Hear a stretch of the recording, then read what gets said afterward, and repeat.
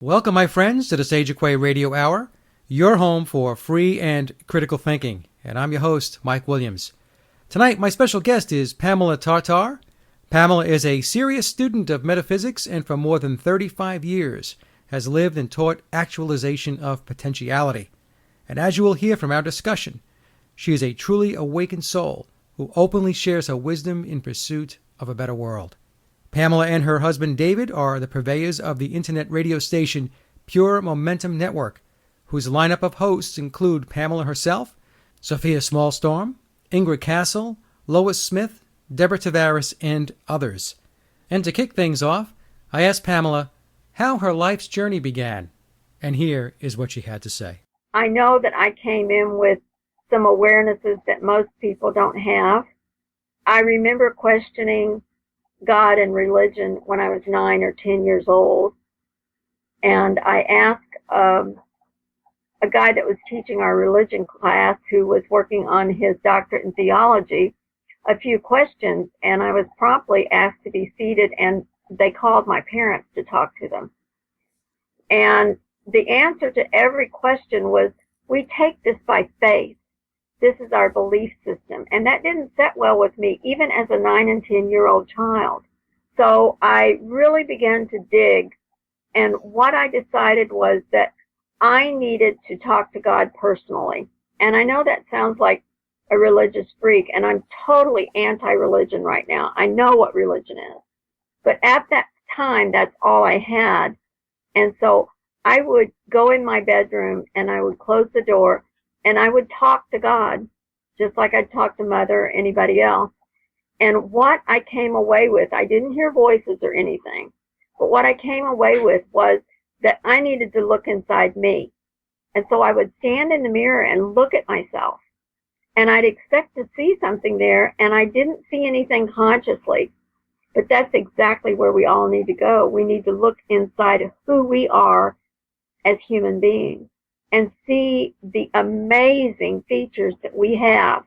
And so from that point, as a 9 or 10-year-old, I moved forward to exploring my emotional body and getting to know what emotions were about and why they did what they did and what they were trying to tell me.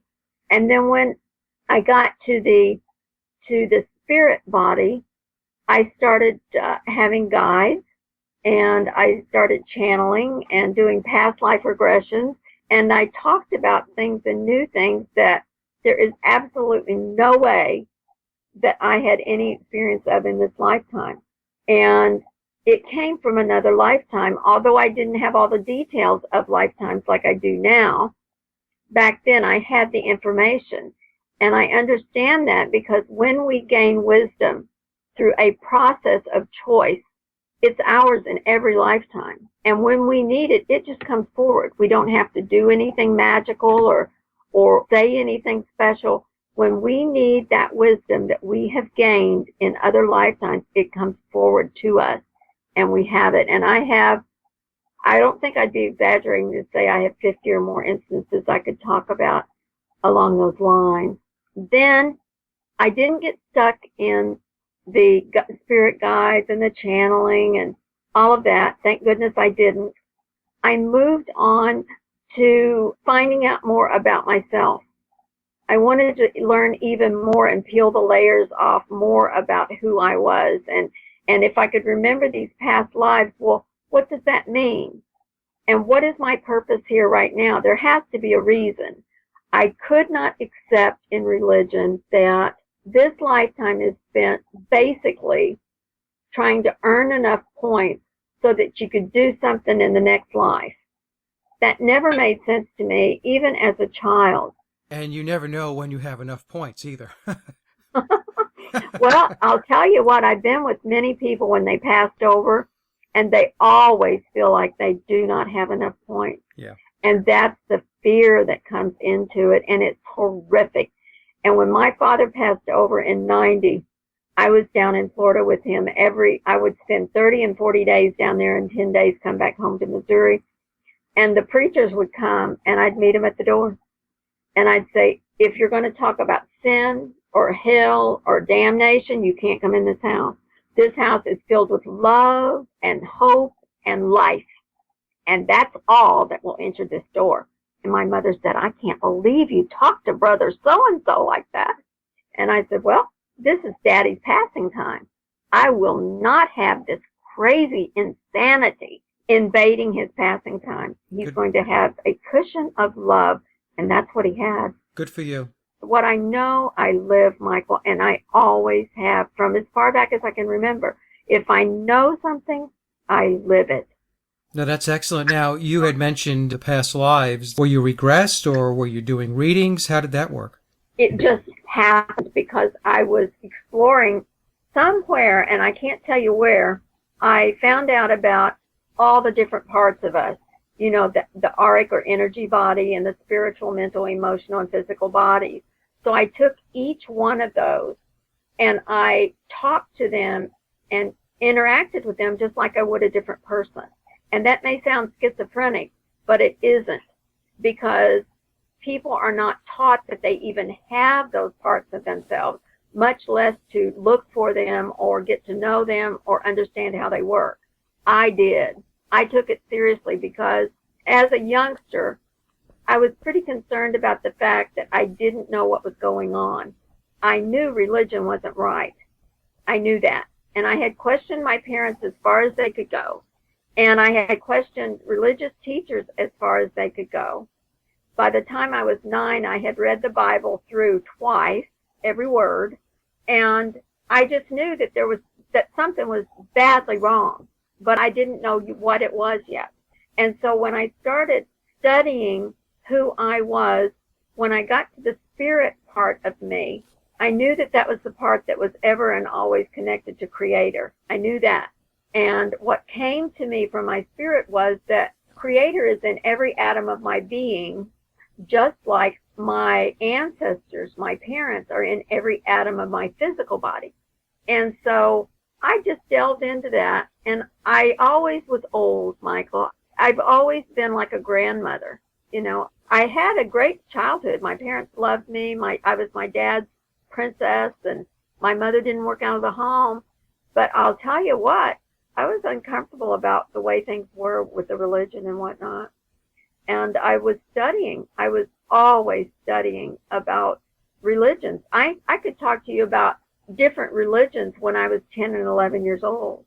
And that's unbelievable, because many people who espouse being religious today, fundamentalists and so on, couldn't make the same claim. I know priests that have never read the Bible. Yes, that's exactly right. And I don't believe that it's true. I know it's been messed with, deleted and added to in very precarious places, I mean, on purpose. But at the same time, that's what I had to start with. And what I know, more than I know I'm talking to you, is that when we stand up and seek on purpose and with purpose to find the truth, not the way the truth movement calls the truth, but to really find the truth, we will find it. And I don't care how old or how young you are, you will find that truth. Now, do you get the sense, Pamela, today that more and more people are looking for this truth? Yes and no. In my awareness, people that are still 51% or better in their true nature as a human being, yes, they are. And it's accelerating. For people who are so inhumane, meaning not in their true nature, they're that far away from their true nature as a human being, no, they don't even feel it or see it or know it. Now, what do you think is the catalyst behind an individual or person being inhumane, or taking it a step further, evil? How do you assess that? How does that come about? Well, in my awareness and from my study and seeking, there is what I call the opposition, and that puts every group that's evil, everything that's against all organic biological life, comes under the heading of the opposition for me. And this will throw you for a loop, but the opposition is not organic.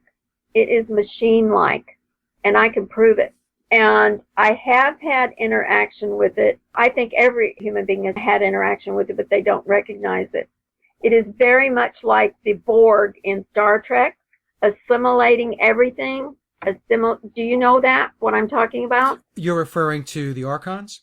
It is the archon. I have never heard anyone talk about it in the sense of it being so machine-like. I know that in the Gnostic Gospels, which I do remember one of my lifetimes as a Gnostic, and I was a female then, and I do know that most of the information they wrote down to help us maneuver around this and defend against this machine were destroyed. And the closest thing that I can come to something that would get us thinking in the right direction is the Borg, which is something that is not organic. It is a machine. It needs power to operate. It operates and works from programs. And doesn't that sound familiar? And all it wants to do is assimilate and then discard. Assimilate, discard. And I've seen it. It does not have a set lifetime like we do because it's a machine. So it's had hundreds of thousands of years to watch human behavior and to gather human information on human beings. And that's what that big information gathering building is out in, if you can call it a building, in Utah. It's just more info, more data for this machine. Now, Pamela, when you say you have met or seen this machine, in what context were you able to do that? In another dimension. I have traveled dimensions and in my consciousness, and it is in another dimension. And if everything that is in a natural order would have stayed in its natural order, this machine opposition could never have entered our Earth space because we had a protection around us. But when the order that was supposed to watch our maturing and to watch our development busted through that and came down, and we know them as the Watchers, when they came down, they burst a hole in our protection, and then anything could come through that. Before then, nothing could. And we were safe to develop and to mature out of our vulnerability and immaturity. And what has happened is when we were messed with and when our species was interloped, when they merged with our humanity by kidnapping the women, and that's what they did do, and raping them. When that happened, that allowed for all these other things to come in. And had they stayed in their place, nothing could have gotten into us. And that is where evil or darkness or the opposition came from. Are you referring to the Nephilim? The Watchers, after they made it with the human beings, they were called the Nephilim, yes. Okay. So do you then believe that humanity was engineered, genetically engineered by these Watchers? No, I do not. Okay. I don't believe that we've been genetically engineered at all. I know there are several scenarios that the opposition can pull out and use at any time. And we know from Sitchin's work that the dark forces want us to think that the Anunnaki genetically engineered us. I know personally that that is incorrect. I've studied it, and I always said that Sitchin knew more than he was telling us. I would always tell my husband after I read one of the books that there's something missing here. And what I have found out since his passing is that he was channeling that information. And then there's another guy, and I can't remember his name, and I hate to do this. I know his first name starts with Mike or Michael, has said that the interpretations aren't even correct. You know, when he's interpreted what he calls Aramaic languages and stuff, what he says it says is not there. And so that supports what I already know. But that is a story, just like the Bible is a story, so that if it comes to a point where the opposition needs to use that against us by having a hologram of a savior or a Messiah, they can pull that out of the hat and use that. Or if they need to pull out the story of our alien parents or our alien brothers, which the Vatican just called them our brothers, and that they don't need saving in any way, they can pull that out of a hat and the actual ships will show up. I know that we are not genetically engineered, but they want us to think we are, because that pulls us even further away from knowing who and what we are and away from our true nature.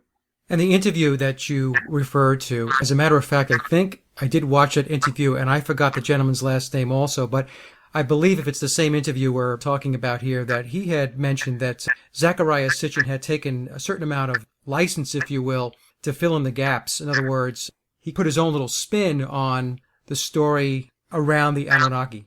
Right, right. Well, in my study, and this is not something that I know with a capital K, but I'm working on it. When I say I know something with a capital K, I've worked it through and I know it. This I'm working on. My latest hypothesis is that the Anunnaki came from the Nephilim, who came from the Watchers who raped the human beings, the women. And that's who I think they came from. And the opposition in all its forms always wants to lead us away from who we are and toward them. And that's exactly what this whole story is. And they can use it in so many ways, because if the opposition needs to get us in even more fear than we live in every second on this planet, they can have the ships show up and say it's the Anunnaki and they're our parents and we need to welcome them. And all of this craziness, that foundation has been laid very well for that story. I think it has been laid almost as well as the biblical story of the Messiah and the Savior. It's the same story. It's the same scenario. It's the same program. Well, it's becoming the new version of the Messiah, right? Because a lot of people have stepped away from the Christian version of a Savior. And so now we have a new version of the Messiah story, and it comes in the flavor of the Anunnaki. Right. And, 15 years ago, you didn't even hear that word. Right. People didn't even know what that word was. So there is this organization of this machine that I call the opposition in its totality, and all of the evilnesses come under that. The New World Order and Satanism and demons and all that stuff comes under that. And I call them the opposition because when I start naming things, that separates me from people. Like if I start talking about Satanism, which is very real, then that gets me in line with the Christians or the Jews or whoever believes in Satanism.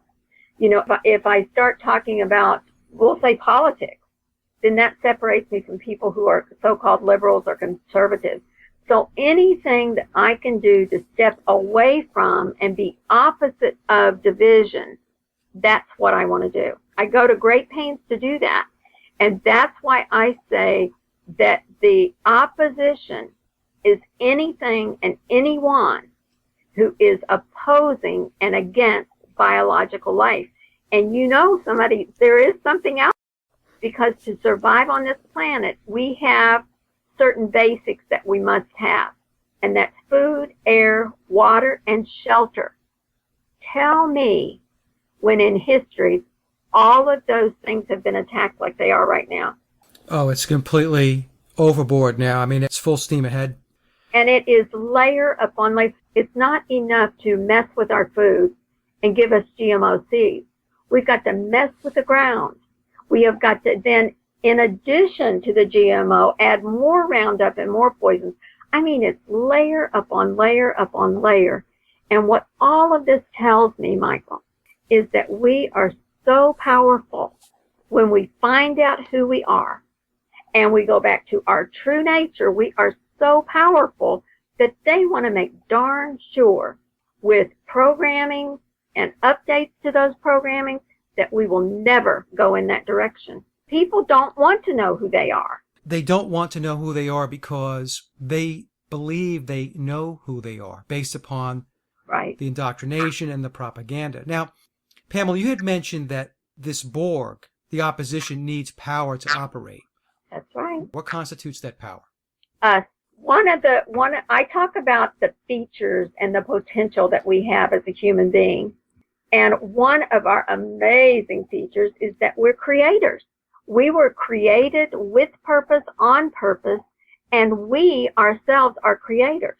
And I've had people fight with me on air about saying that. How dare you say that?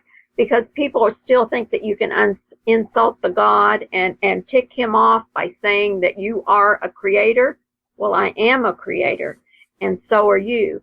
And my husband's a musician and an audio engineer, and when he wants to write a song, he begins that in his thought world, and then in his imagination. And then he begins to add details in his imagination. And then he comes into the studio and picks up an instrument. He plays them all but the keyboard. And he starts creating that in this dimension. But he's already created it in the other dimension, which is inside himself. Mm-hmm. So we are creators because that piece of music did not exist before he created it. And it is part of the opposition process or program, because they don't process, human beings process. It is part of their activity to make sure we don't go in there and find that out. So they keep treating us like we are machines because they want us to be machines. Now, earlier, they wanted to merge with humans, and they tried. That's what the hybrid programs were about. And it did not work. And I know that. I have experience with it. And we may talk about that on another show. But it did not work. You cannot merge a machine with a human being. We are too amazing for that. We're too complex for that. We're biological life. You can't do that. And I remember when my spirit teachers taught me so clearly about that, and they said to me, I want you to send a packet of love to your copier machine. And that was back in the days when the copier machine was about the size of a dresser, you know. And it was in my home, and I'm sitting there, and I did it. I was asked to do it, and I trust my teacher. And so I visualized this heart, and I visualized me putting my creative energy in it and sending it out from my heart to that copier machine. And my spirit teacher said, do you feel anything coming back? And I said, no. What did I do wrong?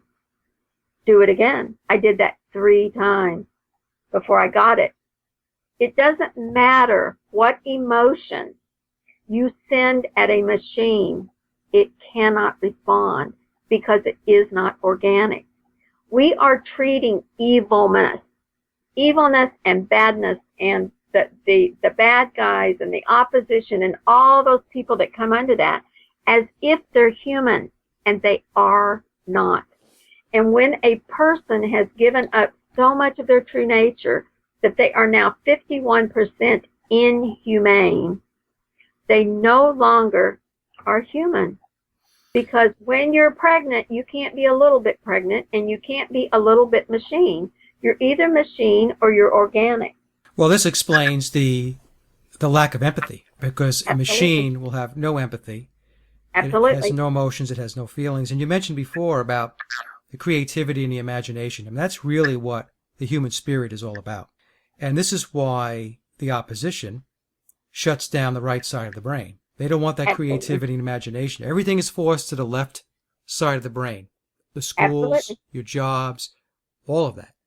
Right. And what do they do to our new children that are coming in that have a higher development in those areas, and they are not so easily programmed in those areas?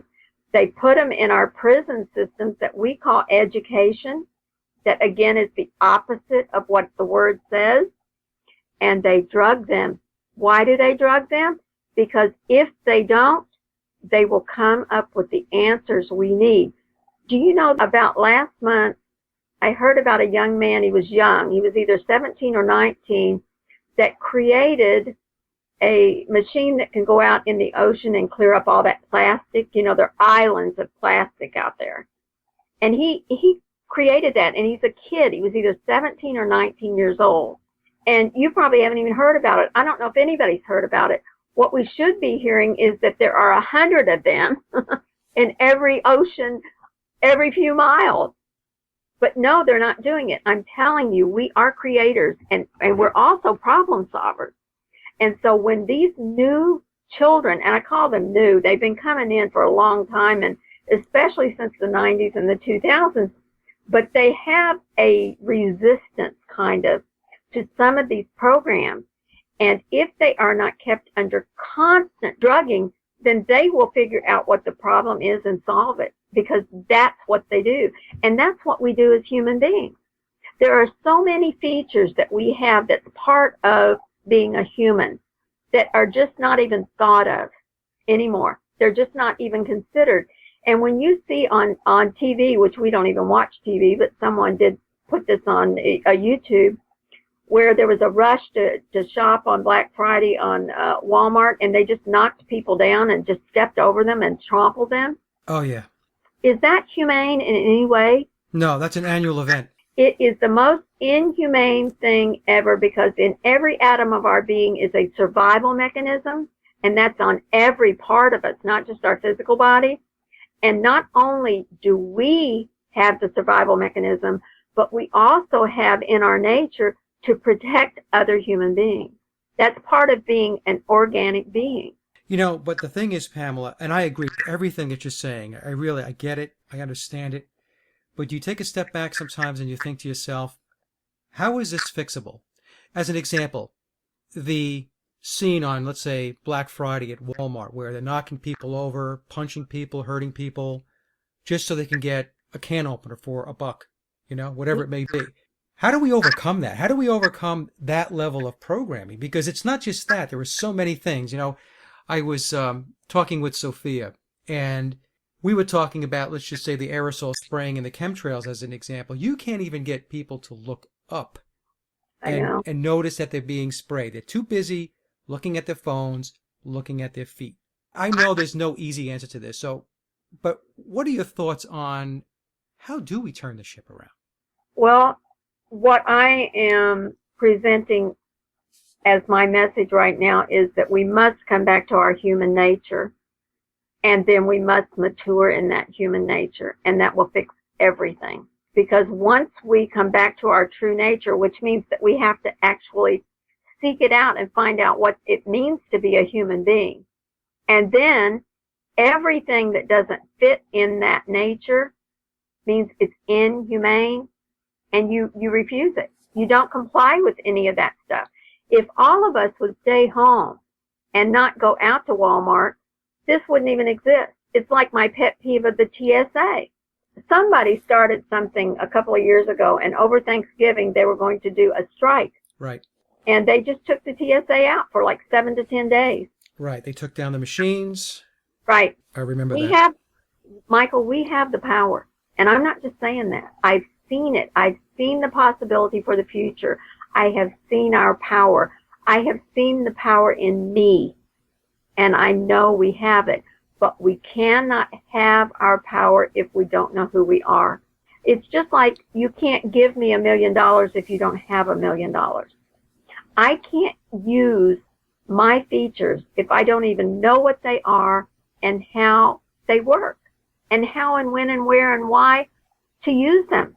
This has been my message for years. Too many people, I have a saying, it's on my website, people believe that they're a body with a soul, not a soul with a body. And even the first part of it is probably a leap of faith, because some folks don't even understand the fact that they have a soul. They're not connected to spirit, which I think, Pamela, is the biggest problem that we have, that humanity has.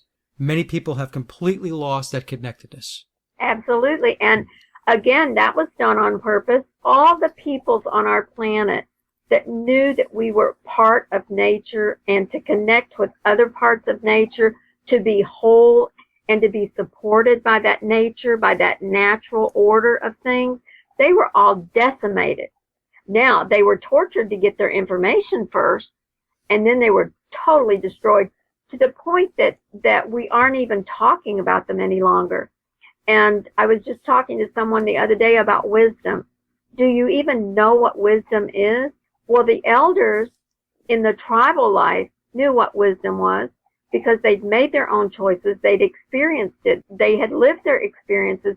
They had learned from it, and they had moved that into wisdom by knowing how, when, and where to use and not to use that information. Where are our elders? They're being warehoused and drugged up and tied to chairs, being taken care of, I say loosely, by beings who are inhumane. They could not treat these people like this if there was any respect for wisdom and elders in our world. And along with taking the elders out of the picture, removing their influence, they have systematically dismantled the entire family structure. Right, Michael, that was a program. I watched that program unfold. And I am old enough to have seen that And to have seen it go from mothers, all mothers stayed home, except for the occasional one that was divorced, and it was occasional. Mothers stayed home, and when children came home, and when the husband came home, he had a safe place to be. And it was hard work. My mother had 4 children. She prepared 3 complete full meals and taught us everything we needed to know about life. Now that is a full-time plus job. And they took it seriously. But all of a sudden, it was not respected anymore to be a mother. No, they went on a campaign to ridicule motherhood and stay-at-home moms. Oh, yes, you're not going to work? Well, I guess your husband won't let you. You need to stand up to him. Oh, listen, I remember all that. And I remember as a single girl, people coming up to me and saying, I haven't seen you at the NOW meetings, you know, the National Organization for Women. I haven't seen you there, and I know you're modern. And I know, because I wasn't modern, I just was reared in such a way that I could make my own choices. I was a mature person. I said, you will never see me at those places. That is to destroy a woman. That is to destroy everything about a woman. You're not valued for who and what you are. They're trying to make you into something that you're not, and they'll never do that to me. And something I've said since I've been 18 or 19 is, I am not a machine. There is not one part of me that's a machine, and I will never be a machine. And that was before I know what I know now. I did not know what I know now about the opposition being a machine. So you just had this innate knowledge and wisdom within you at a very early age. Yes, I did. And I was in a fertile environment by being in a love environment. My parents loved each other and they loved us. My dad hugged and kissed and told us he loved us many times every day. And my mother was always there. And it was fertile for exploring yourself and for exploring life. And what's happened is, sadly, and I do cry about this for humanity, literally, no one, very few people are living their lives. They are existing and doing their best against all odds to survive. Right. That is not living. No, many people are simply in survival mode. I try to explain to folks that at the current course and speed, most of the country will be destitute in about 20 years. And I know that sounds dire, but all you need to do is just apply reason. There's no pension plans. 401ks were decimated back in 2008. Healthcare is a total scam and it's unaffordable, and there's no jobs. I mean, we have 20% unemployment today. That's real unemployment, not the fake numbers that the government puts out, not the 6.7% or whatever the number is today. So unless there is a drastic change in direction, and I mean drastic, the future for most people is very bleak, and the thing is, they don't even know it. The whole system is anti-humanity. It is. It absolutely is. And that's why we absolutely must look at this opposition as a machine, because it is. And the power source for this opposition is us. I don't know how old you are, but do you remember when employees used to be called personnel? Yes. Yep. And you remember when they started to name that department human resources? Yep. That is the blatant announcement that we are the power source. The blatant announcement. And what do you do with resources? You use them when they're depleted, you discard them, and you go get another resource. And that is exactly what they've done to us. I lived it. I'm 55. And I existed in the corporate world for a very long time, and I know exactly what you're talking about. The personnel department became human resources. They started referring to employees as assets. Yeah. Human beings became commodities. Absolutely. Easily discardable.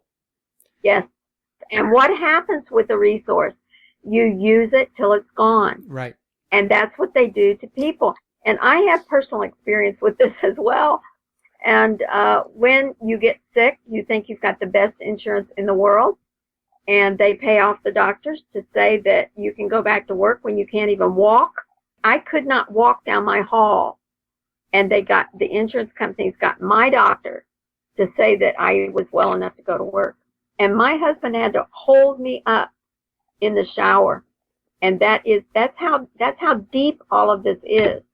And it couldn't happen if we did not fuel it. And so if we can get all human beings, which we can't get all, but if we could get a few human beings to see what is going on from the tippy top, not cutting off the tail of the lizard so it'll grow back, but cut the head off of the lizard so it's dead. That's what I'm talking about. And when my spirit teachers taught me about the machine and how a machine won't work if you don't plug it in. And when a machine does work, it does its specific duty. And what we call that today is programming. And what is television? It's television programming. Right. And, everything is a program in school, in your education system. It's a program. We're working on this program. We're working on that program. And I'm telling you, one thing that I do not have covered on our network right now is secular homeschooling and Common Core, and I'm looking for that. So if anybody out there knows about that and wants to host a show, please contact Mike and he'll get you to me. But it is horrendous to send your child to this prison preparation camp, to this consumers camp, and workers camp. So you're going to end up in one or all three of those places if you go to the public education system. They are not education. No, it's not education. And you had mentioned, Pamela, consumerism, and a few months ago I did an entire show on consumerism and debt. And in that show I was trying to explain to the audience that the system that they are operating in, which they feed, I call it feeding the beast, has them running on a hamster wheel 24/7. And again, it's mind-boggling. People don't see this. Right. Why do you think they call them mortgage? It's from the word mort, death. Yes. In a lot of the things that the opposition does, if we would pick apart the vocabulary and really look at it, they're telling us what they are. I mean, a human being should not run on programs. A human being should run on mature choices made with lots of criteria, because maturing people do look around. They don't just have linear thought. They have spiral thought, and they look from different vantage points.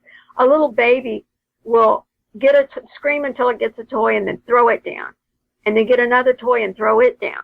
You know what I mean? That's what we expect from babies. Yeah. But that's what we're doing, because we have been stunted.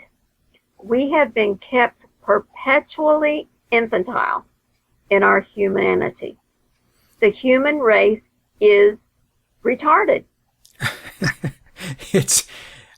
I agree. It's very frustrating to watch, Pamela. I'm laughing because as you're speaking, I'm thinking to myself, all the conversations I've had with people on these types of topics, in one ear, out the other, right, have been called everything you could probably think of. I'll choose the nice stuff, right. Tinfoil hat wearer, conspiracy theorist, nut job.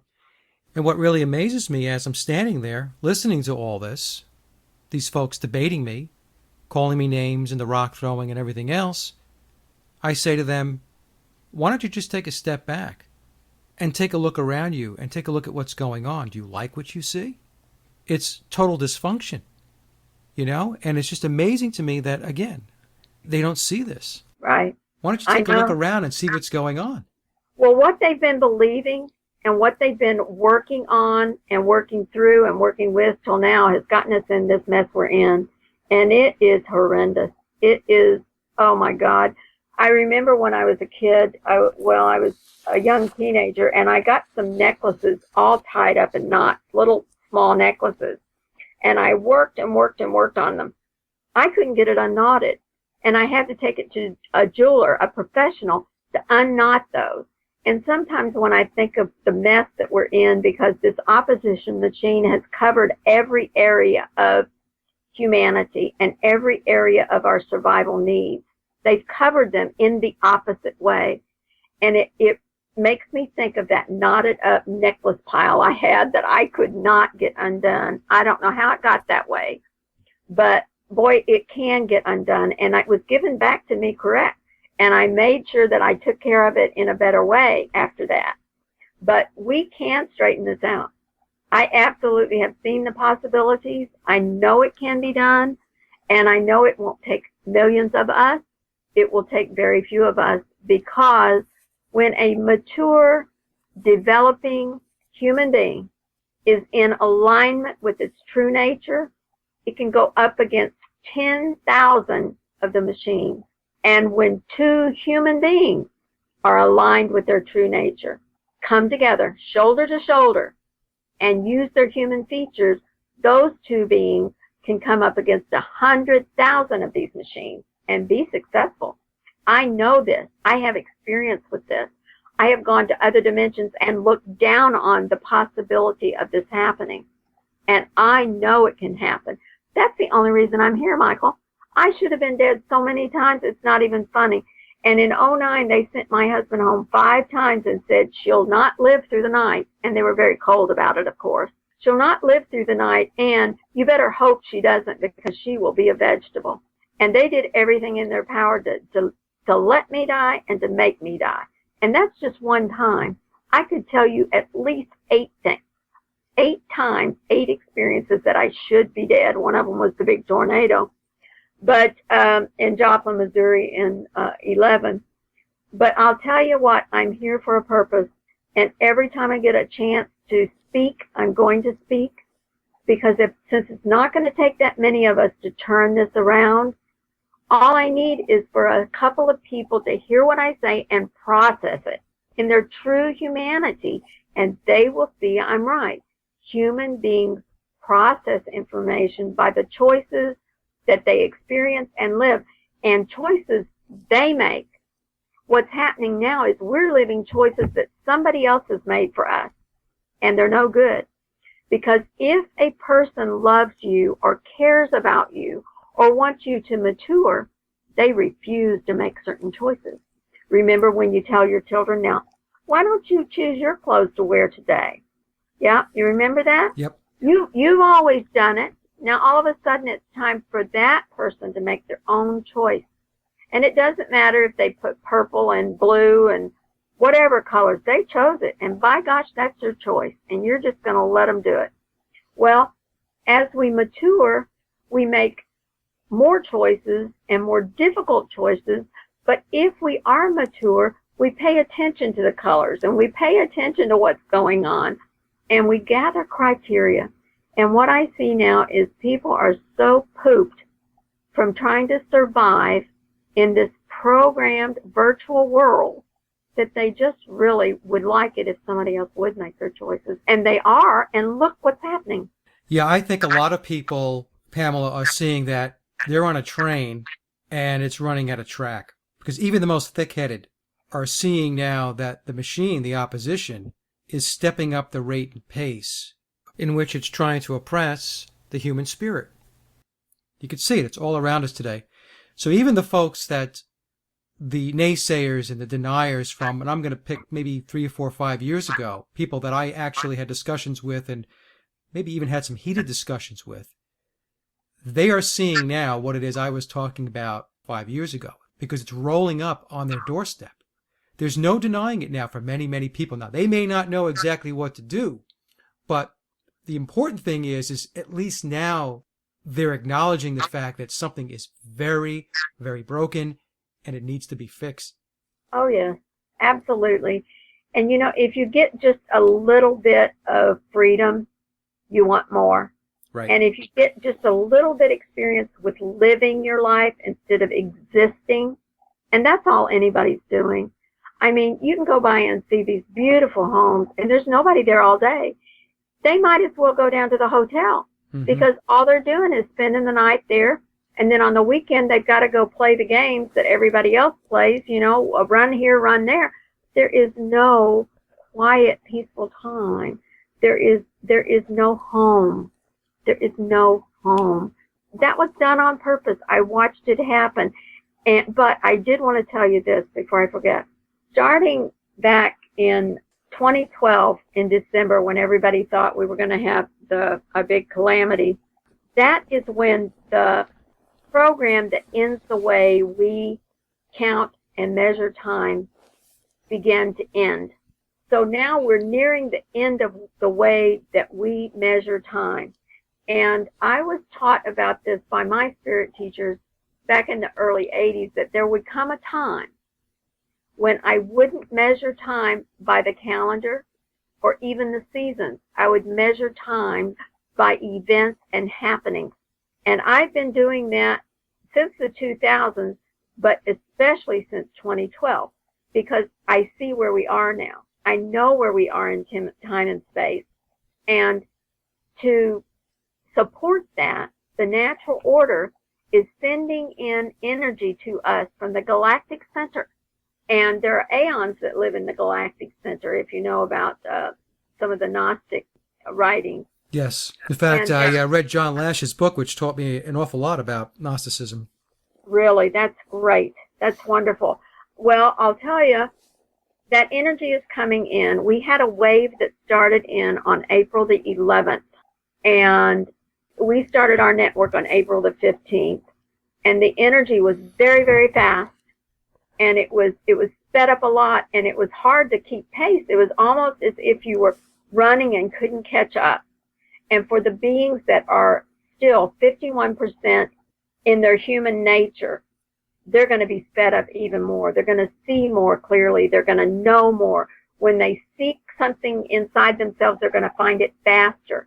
I mean all of that literally. And there's 5 more waves coming. And that's what's going to happen. People, and I had someone talk to me a couple of days ago and said they were having this conversation with someone that they've had for 3 years many times. And all of a sudden this guy looks at him and says, "Why haven't we talked about this before?" And he's like, "We've talked about it for 3 years. You just didn't get it then." And now he got it. He sees it. He sees there's something wrong. He sees that the two-party system is just another game. And he sees that there are no choices. We go and pull that lever and think we're choosing a government agency, a leader or something. And it's just a game. Oh, yeah, you're just electing somebody. It's electing somebody who was selected. You know, it is a big game. It's a joke. Absolute joke. And that is not making a choice. So we are lied to on every level. You know, belief has a lie right in the middle of it. And everything that is a belief system, we need to question it. And I will tell you that if you will work on it, people out there, and I'm saying this with true love, you will find the answer that these belief systems are programs running to keep you away from your true nature so you will never be powerful. It is making you perpetually powerless. I know that 100%, and I sure wish you all would know it, because then you can get your power back. It's inside you. We will never compete with this machine technologically. Never, ever. And, of course, that's what everybody wants. We will never compete with this machine in outthinking it. We can't do it. It's not, that's not how it is. But we can outcreate it. And we can outchoose it. And we can non-comply. We can stop complying with all this stuff. And we can stop playing their games. And when you get up in the morning and you go to your polling place and you pull that lever and you come out wearing the sticker, "I voted," and yay, rah. And it's insanity. It's absolutely insanity. We have not elected a president since Abraham Lincoln, and we may not have even elected him. And you can go back and prove that to yourself now. You don't need to believe anything anyone says, because that has a lie in it. So search it out for yourself. Search out the information. There's no excuse, and we don't have any more time. I agree, Pamela. The runway is getting shorter and shorter, and people must awaken. Well, one of the reasons I talk about humanity must mature is because we're being forced into and coerced into living someone else's choice. For instance, the Bundy Ranch. That property doesn't even belong to the people. It belongs to the UN. Right. We need to be working on that. But the militia and Sheriff Mack came in and wanted to start a revolution out there in that instance. And we cannot start a revolution because we have no plans for after the revolution. What are we going to do after the revolution? It's kind of like when kids decide to go out and steal a car and they run around and play in that car and then they get caught. They didn't think about what was going to happen after they get caught because they're kids. They're immature. We can't do that any longer.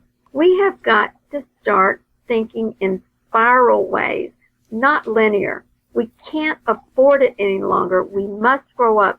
We must look at things from different vantage points, from behind and from the sides, all of that. If we do it, then we'll see, somebody's just baiting me to start a war.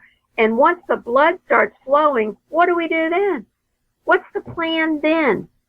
There isn't one. And I'm going to tell you something. You look back in history, as messed up and jacked up as it is, look back in history and see what happened after the Civil War. Look what happened after all of these things. Our country has never been the same. 1/3 of our people were murdered in that. Brother against brother. The families have never been the same since then. And I'm telling you, we have not thought past our nose because we're immature. First of all, we're not going to win a gunfight. They're basically chomping at the bit for something like that to happen. They want something to go down where it's violent. Absolutely. Because they're really good at violence. Absolutely. So that's the wrong path to go down if you think that you're going to win your freedom that way. It's just not going to happen. It won't happen. It will not happen. And all you have to do is look around the world and look at what has happened. As soon as people throw out their government that is bad, that they don't like, but they don't have a plan, who comes marching in there? Somebody that's going to tell them who the provisional government is. Right. And the IMF, the World Bank, comes in and trades them worthless paper for all their resources. Right. I mean, it is a 100% tyranny. And what the plan is for us, and this breaks my heart to say the words, but I must. What the plan is for us is that we will beg for the tyranny, not just take it and not just accept it when that boot is on our neck, but we're going to beg them because we are so used to not making our own choices and so used to being not responsible, irresponsible, and so programmed into inhumanity that we will literally ask for the tyranny. Yeah, and it's going to come in the flavor of help, right? This is what I was referring to before when I said in 20 years, much of the population will be destitute. And a destitute population is going to be on their hands and knees crawling back to the quote-unquote authorities to help them, to feed them, to house them, and so on. We can change it because I don't think we have 20 years. I think that humanity as we know it now will be extinct within 20 years if we don't turn it around. And I know that sounds drastic, but we can't take much more poisoning. And when I was young and when you were young, we didn't see many people in wheelchairs and on canes. It was highly unusual to see someone in a wheelchair, unless they were just there temporarily with a broken leg that needed to be stuck out straight or something. Right. Now, you can't go anywhere without them having wheelchairs at the front door, and they're all used. People are very ill, and we have survived. Oh my goodness. It's just a testament to who and what we are as a human being. We've survived all of this torture and toxicity, and we've survived the trauma and the programming, but we can't keep going. We've got to refuel ourselves, and the only way we can do it is to stop giving our energy away to the machine and to feed ourselves. Because the first thing you do when you get on an airplane is they tell you to put the mask over you if anything happens and then help your buddy. You've got to have it yourself or you can't help anybody else. We have to get people to understand that, Pamela. They have to understand that they have to get up off their knees and they have to start taking initiative, being responsible, being accountable to their fellow humans, to the planet. That's right. That's right. And do you know how much support we have being in a natural order? That if I don't have you as a friend to talk to, I can go out here and I can connect with a tree or a bird or the horse in the field behind me. I am not alone when I know that I'm part of a biological nature order. And that's been stripped from us when the tribal people were murdered and removed from the world, from the planet. And they've done it to all the peoples. There are a few left, not many, and most of them that I know about have been threatened in horrendous ways. And most of what I know comes from past life memories and reliving some of those things. It's what I remember and what I know. And I consider it quite a blessing that I'm able to do that. And I do need to say something here. I do not recommend that people seek spirit guides or channeling now. The place we're in time and space, is very tricky. We have not been here before. This is new. There is nobody on this planet that has lived this time and space. Nobody. And I know that for sure. I talked to Mama Earth about it. She explained it to me because I told her, I said, my gifts and my features are not working. And she said, we're in a different place.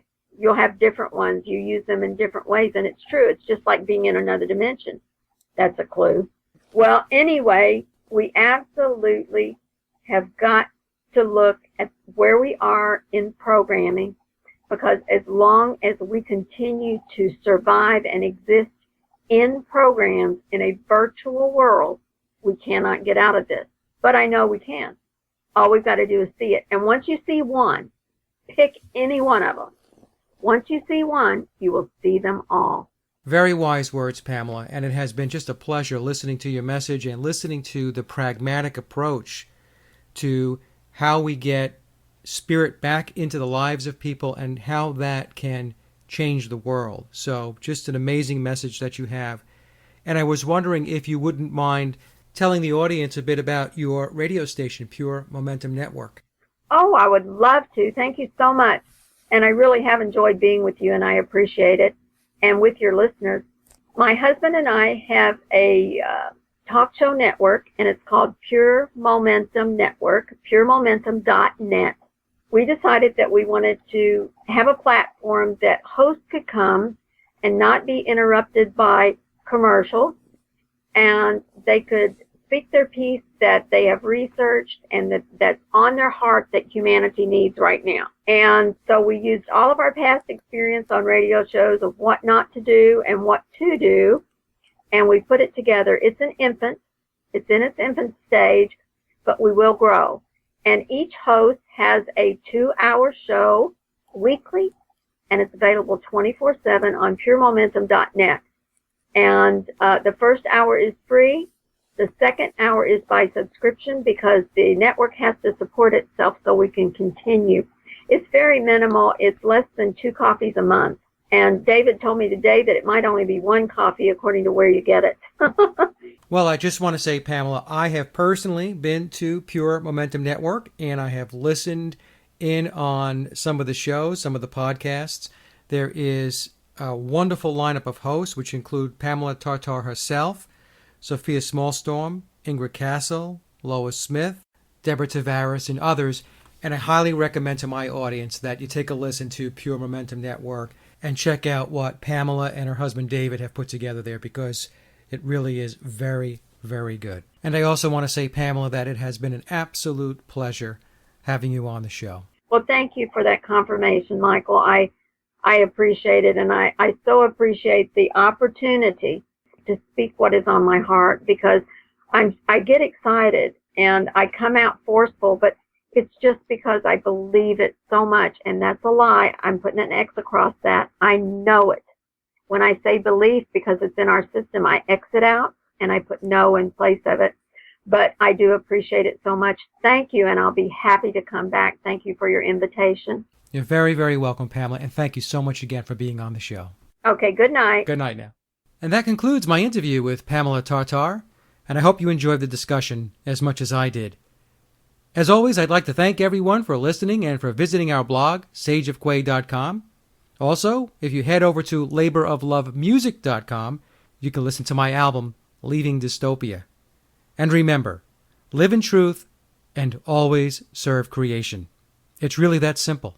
See everyone next week. Be safe, enjoy, and God bless.